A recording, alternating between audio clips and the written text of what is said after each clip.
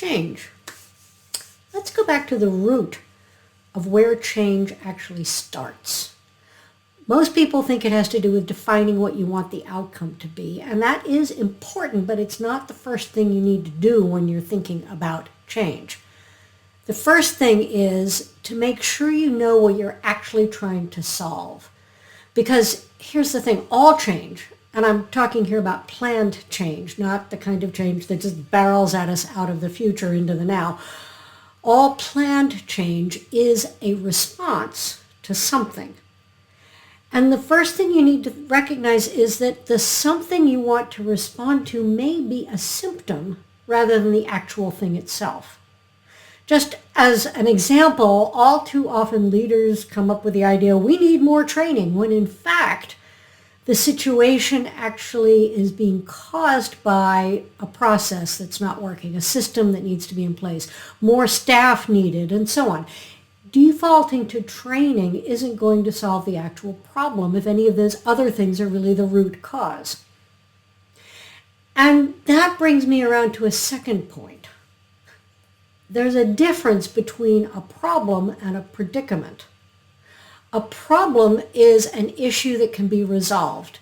It can either be resolved to return to the original state before the problem happened, or it can be resolved to move towards something better. A predicament is something that can't in and of itself be resolved. The outcomes of the predicament can be managed, and in fact the outcomes of a predicament can often be dealt with as problems, but the thing itself, it's not possible to return it to the original state or to even bring it forward in its basic format into something better. Now, that's probably clear as mud, and you may even be thinking that I'm kind of just arguing semantics. So let's look at some examples. I'll give you a really simple one to start with. A flat tire can be mended, and there it is, back to its original drivable state. That's a problem with a solution. The fact that I put too much sugar in the apple pie I baked a few weekends ago, that's a predicament. I can't unbake the pie in order to change the amount of sugar. I can only manage the outcomes by either choosing to throw the pie out, not so great, give it to someone who enjoys sweet stuff more than I do, that's a possibility, or eat it anyway, which is what I ended up doing even though I was muttering to myself about how sweet it was. So why am I going on about this? Let's look at a different example to help see why this distinction is really important. We're going to go all the way back to 1975. That was when Kodak developed the first digital camera. They then went on to buy up all the patents they could find on digital photography and hid them. They were protecting their film business, and we know how well that worked out, right? Do you notice what happened there? They were trying to solve a predicament as if it was a problem. The predicament was, oops, we have this new disruptive technology and film is going to be obsolete. Film is what we have based our business on. Steve Sasson was the Kodak engineer who invented that first digital camera. He's quoted as saying, but it was filmless technology, so management's reaction was, that's cute, but don't tell anyone about it. The predicament Kodak faced was the technology of digital photography is about to make our booming film sales collapse. They tried to solve it as a problem. They filed for bankruptcy in 2012.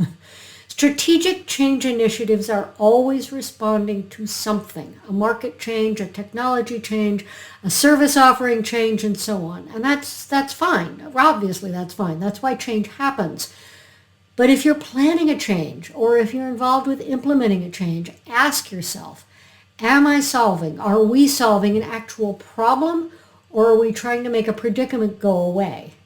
And if it's that, if you're trying to pretend that a predicament is a problem instead, then stop. Rethink what you're doing.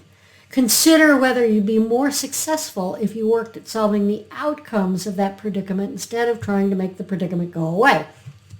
Spoiler alert, the answer is yes, you will be more successful if you work to manage the outcomes instead of trying to solve something that can't be solved.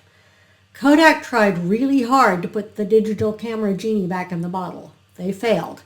And I'm sure you can think of other companies that made similar attempts. And okay, with that, if you have any questions or if there was an aha moment here for you, by all means, leave a comment, leave a question. I always come back to answer. And if you haven't subscribed yet, please do. And remember to click that notifications bell so you'll know when I publish new videos. And in the meantime, go forth, consider, are you trying to solve a problem or manage a predicament? Take care.